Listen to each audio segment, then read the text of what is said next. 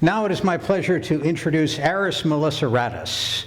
Aris has been one of my favorite people to interview over the years on public television, probably done that a dozen times. He was the Chief Technology Officer at Westinghouse, among other senior technology jobs, then went into government as Maryland's Secretary of Business and Economic Development for 4 years, and now serves as a senior advisor to the president of Johns Hopkins University, concentrating on technology transfer, among other subjects. Aris has written a book on the future of prosperity and the role of innovation in that. And if that is enough of a build-up, I give you Aris. Okay, thank you. Good evening, ladies and gentlemen.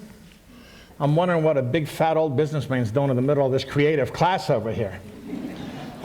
It's really delightful to see such a collection of smart people in this town that are interested in the TEDx and the whole TED concept, because I believe these new concepts speak to our future, and we're counting on you to go make this a better state, a better country, a better planet. I think we're fortunate in this country that we live in what I consider the best country on earth. And I can say that because I came to this country at the age of 13. I was born in Romania of parents of Greek descent who had amassed large fortunes. And as history would have it, communism came in and took everything they had. And because they didn't want to switch over to the Communist Party, we got thrown out of Romania and went back to Greece, to my parents' native Greece, in 1951, left with hardly any possessions, 40 kilos worth of clothes or what have you. Stayed there for a few years and came to this country in 1956, and it's been a phenomenal ride ever since. Unbelievable. You know, when I got into state government at the tail end of my career, and got introduced 5 to 10 times a day, and I listened to my bio, it dawned on me that communism is the best thing that ever happened to me. Because literally, had it not been for Stalin and those guys, I would have been a spoiled rich guy in Romania. I would have missed out on all this fun that I've had in this country.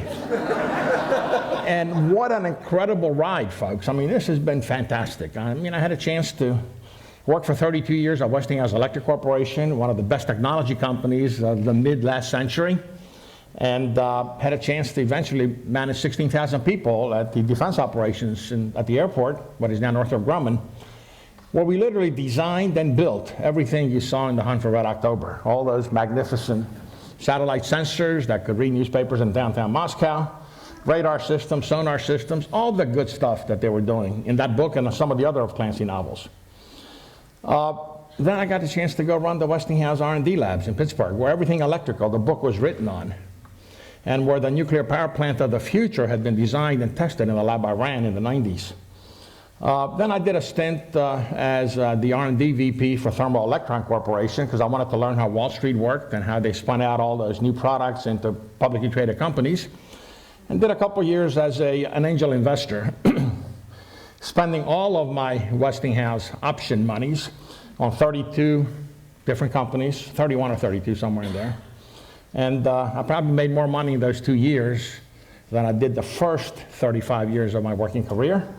And I had the most fun when I was in government. I had an opportunity to work with just about every town in Maryland, every business, every chamber of commerce, and had a vision for literally every alley in the state, how we can develop the state. And at the time, the strategy was, how can we get the state ready for the knowledge economy?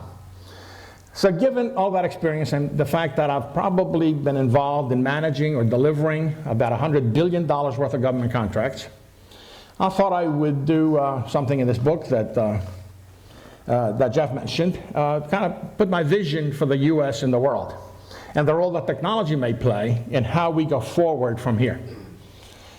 As I said, this is the best country on earth. The best country on earth because people choose it to come here and participate. And that gives us incredible diversity. And that allows us to think more broadly than any other place on the planet. And we have had a phenomenal history of increasing the world's productivity in agriculture initially, and then in manufacturing. And our manufacturing strength helped us win the Second World War. And after that, we got complacent. And frankly, we stopped being competitive We had a continuous decline. If you read the world is flat, and if you read some of the summaries that we've talked about in our book, we accept the fact that we're not as competitive as we once were. We talk about the Jane Fonda syndrome that has scared the nation away from some of the most sophisticated technologies that we could have done. And in some respects, we characterize America as retro-techno, that we don't go all the way because our infrastructure, our legacy systems don't allow us to affordably put in the latest systems. But we make the case that technology should be the foundation of our future. Innovation, technology, the application and creation of new products. That America should retain, for those of us that believe that we haven't lost it, or regain the world's technological preeminence. I believe that ought to be a national priority, that our president, whether he serves one term or two, and the next 10 presidents ought to have as our national priority for America to regain its technical preeminence in the world. Because technology provides a solution to all of the world's problems, whether it's the diseases or the famine that we see in Africa, whether it's the want of peoples in India and China to improve their standard of living. Technology gives us the opportunity to get there. And we need to invest much more than we ever have in basic R&D as a nation. We need to better manage that basic R&D. We need to have presidential appointees, such as my Hopkins colleague, Anis Chopra, that talked to you this morning, that have a vision for the U.S. as a technology powerhouse. To achieve that, I think we need to invest 3 times more in basic R&D as we now do, and better coordinate it and not have duplication department to department. But in order to achieve that, we need to substantially transform our education system. You all have read or heard about the Gathering Storm report that the National Academy put out a few years back, authored primarily by Norm Augustine and our own Nancy Grasmick. We need to take that seriously, and we need to change the education system and go back to standards and go back to the hard sciences. And yes, incorporate the creative stuff with the hard sciences, but we cannot afford, as a leading nation in the global economy, to be ranked 10th, 15th, or 20th in math accomplishments and the like. We need to get away from social promotion and listen to my friend Freeman Herbansky's push for standards. Our kids need to learn. They need to learn how to be productive citizens in the future workforce, because we're going to need everyone to participate to make this nation great once again. And in order to achieve that, once we transform the education system, we need to make the nation look young again. We're over 200 years old. Our infrastructure is about 200 years old. So we need to rebuild the old infrastructure. And I heard earlier that water will be a commodity over which nations go to war a few years from now. We need to protect our water resources. We need to rebuild every sewer and water system in this country to avoid pollution. We need to change our agricultural ways. So water quality is going to be a key thing as we rebuild infrastructure. And it's not sufficient to just rebuild the old infrastructure. We need to put in place the new infrastructure. Broadband availability for every person in North America. Smart grid. Not only a smart grid where we can tell how much energy and how much the energy we're using costs, but a smart grid that actually takes the generated energy where it needs to go, not where nature wants it to go. There are technologies that achieve that. So rebuilding our infrastructure is key. You cannot have every morning listen to the traffic reports on the radio telling you that another water main has broken, whether it's in Dundalk or Mount Washington or wherever. 200-year-old pipes will do that. So we need to fix that. Air policy, clean air. For 4 years in government, I had to support the business side of trying to balance economics and the environment. And I got to admit, I was somewhat wrong, because I fought too hard for the economics. I'm beginning to become a believer in climate change. So we need to do something, because that drought that we saw earlier can actually move to North America if we let climate change take its course. So we got to do something more dramatic than we're thinking of doing. And I'm literally not a believer in trying to legislate that. I don't believe in cap and trade and those kind of things. I think we need to incentivize and motivate every business leader, every person, to pass that message on. And if our objective as a nation is to be the technological leaders, we need to develop these new technologies for clean air, primarily driven by our transportation systems and our energy systems. or policies, so that we can, in fact, not only provide clean air for our country, but it's imperative that we generate these new technologies so as China builds up, and India builds up, and eventually Africa builds up, that we help them build power generation equipments and transportation systems that are friendly to the planet. So, transportation policy, very, very key. This country is archaic.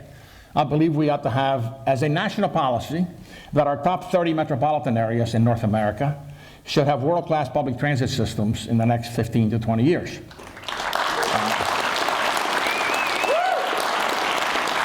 You know, for those of you who live on Boston Street and don't want surface light rail, you know, it's a problem because you have to pay a price to achieve that kind of dream, but you can't get there if you keep going the way we are. So, you know, the public transportation and the change in the culture of how we view public transportation in this country is essential. The interstate highway system has been a phenomenal breakthrough for this country. It's provided mobility. You know, initially when President Eisenhower proposed it, it was a defense initiative. So troops can move faster. Well, now, you know, our people move faster, but at rush hour it's congested. 5 years from now, it's going to be congested around the clock. We need to find a way to get cars off the road. We've talked regionally here about a magnetic levitation system from Baltimore to Washington, and if I had said that when I was in government, I think people in Linthicum would have firebombed my house because the light rail left a bad taste of them because my house is a block and a half away from the light rail, and I think maglev would have come that close. I think we need to think big as a nation, as the world's leading technical nation. We need to think that magnetic levitation or some kind of high-speed ground transportation system, I believe it'll be magnetic levitation, needs to be a national imperative. And it maybe needs to be a 50-year national strategy or a 100-year national strategy. And it might cost several $1 trillion. But I envision a system that goes from Halifax to Miami, from Anchorage, Alaska, through Vancouver to Mexico City. And yes, have a plan eventually to take it down to Terra del Fuego, to connect the two continents. Because eventually we'll need the workforce from both continents in order to keep our economy going. And then we need to have 3 crossings almost instantaneously over the North American continent. A northern crossing, a middle crossing, a southern crossing to get people across. As technology evolves, I think maglev could get you from Boston to Miami in a couple of hours. And that'll relieve the airlanes as well, because there's only so much space up there that Southwest and AirTran can put airplanes up in, and we're getting crowded up there. So transportation policy is extremely important. Energy policy. You know, we need to analyze how long the hydrocarbon era will last. And you guys aren't going to like it, but I don't think we can just cut off the use of hydrocarbons. We have the technology to use hydrocarbons in a more clean way. We have the technology to drill off the continental shelves. We have the technology to drill in Alaska and not harm the planet. And we need to make sure that we send a signal to our petroleum providers that we're going to be self-sufficient. I would recommend that we break ground instantaneously on the most sophisticated, dreamlike oil shale and tar sand processing facilities we could ever dream of, even though we may not put it to work for 20 years. But we need to draw a line in the sand that we're going to be self-sufficient in energy in this country. And we need to invest all that we possibly can in alternative energy technologies, be they wind, be they solar, be they geothermal, or algae energy, whatever it might be. Unfortunately, folks, my 40-some years managing engineers tells me that scaling up those technologies is really going to be difficult. And using all of them combined, as we move into the first decade or so of their extended use, we're going to find that they do other damage to the planet that we need to figure out that maybe that isn't the right way. I'm in favor of something you all probably consider unthinkable, but nuclear is probably our best energy solution. The French model of 80% of the energy being generated with nuclear power plants, I think, is the way to go. We have the technology. You know, the 3 Mile Island was a non-event. Chernobyl was an event, but we have much, much better designs. I may be biased because my laboratory in Pittsburgh, I ran the Westinghouse R&D labs, tested the design of the reactors that the French are proposing to build at Calvert Cliffs. And both Westinghouse and GE developed these reactors. And if I were king for a day, I would issue 20 permits for nuclear plants, let the not in my backyard issues be processed through, and give the nation time to create the capacity again to build those kind of plants. A benefit of nuclear power is that it also produces hydrogen almost as a free byproduct of the reaction. And I believe that in the future, our cars need to be powered by fuel cells, powered by hydrogen, which only emits water vapor. And that is the real solution to the climate change problem. I've rambled with some of these issues that I consider important, where technology can bring us to the very leading edge. Technology and the advancement of technology and creating new products to improve the world's standard of living is the business growth opportunity for developed nations. We must do that. We need to recognize that manufacturing in the short term will only be boutique manufacturing in America, because new products need to be manufactured on the world market for the world use. And I submit that technology and manufacturing shift to whichever nation is in the development stage that makes it most affordable, and where the people are hungry enough and willing to be disciplined enough to produce a quality product. We were the nation to which Western Europe outsourced all of its work in the 19th century. We fueled the Industrial Revolution. We became the world's primary market for 200 years. In the 1950s, that began to change, and it looked like Japan will rule forever. Yet, they had problems. They shifted from Japan to South Korea to Taiwan to Singapore. Now it's China's turn and Asia and India's turn. I submit that 10 years from now, as Africa learns how to manage itself, get beyond genocide, that China will be outsourcing to Africa, and that's the way manufacturing will shift around. But if this nation makes a long-term commitment to infrastructure rebuilding, then I submit that patient capital will come in and invest big money in creating a new base manufacturing infrastructure. So we'll have steel mills here again. And if you do maglev and have a plan that is transparent to administration changes, we're going to need to build large factories to build the magnets that it takes to propel that magnetic levitation train. So I think this whole issue of economic development of a nation is cyclical. And our manufacturing went away because we were no longer building infrastructure, because we had finished building most of the roads and the skyscrapers for this city, for this state and country. China is booming right now because they're building magnetic levitation trains from Beijing to Shanghai. They got 1 billion people out in the country, all of whom want to move in the cities. They need cars. That's the development process. So being serious about environmental impact is very, very important. And when I push nuclear, I'm a firm believer that we can manage the waste. We can reprocess, we can manage the waste, and we can manage it such that it doesn't get in the hands of rogue nations, because I'm a firm believer if America lives up to its values, that we can, through interdependence, economic interdependence, have a planet where nations get along with each other. We're only 2 or 3 nations away from having that interdependence built into the system now. You only have a North Korea and an Iran that are real outliers. And yeah, we have the problem of radical Islam. But if we live up to our values, and electing an African-American president in the past year demonstrated to the world that America walks the talk, it does what it preaches, that's very valuable. We may be the only military superpower left in the world, but we're finding out that being a military superpower does not get you the global power that you're looking for. The real power comes from demonstrating your value system, from demonstrating what the Founding Fathers put in place here. A land governed by the people, for the people, by the people, and a land where everyone is welcome. And yet this is, again, as I said earlier, the best country on earth. There's no doubt about it. And you can say that no matter what country you come from. And I come from Greece, the birthplace of democracy. And you can say that even if you come from Greece, because the Greeks may have invented democracy, but haven't really learned how to practice it yet. However, if you come from any country to any other country other than the U.S., and you say that that this is the best country on earth, you're renouncing your birthplace.